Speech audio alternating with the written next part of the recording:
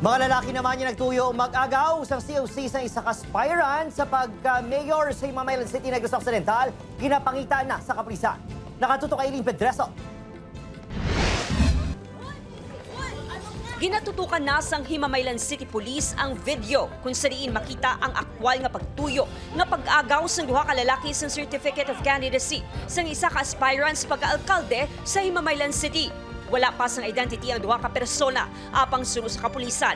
Ginatumod na nila ini. Ang duha ka suspect, prior na magpangita, sila lang ginagawa, no? Posible makatag, sang anong rason nila.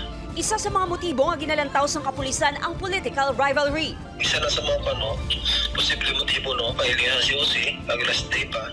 Samta, nakapadala na sang incident report ang COMELEC Negros Occidental sa COMELEC 6.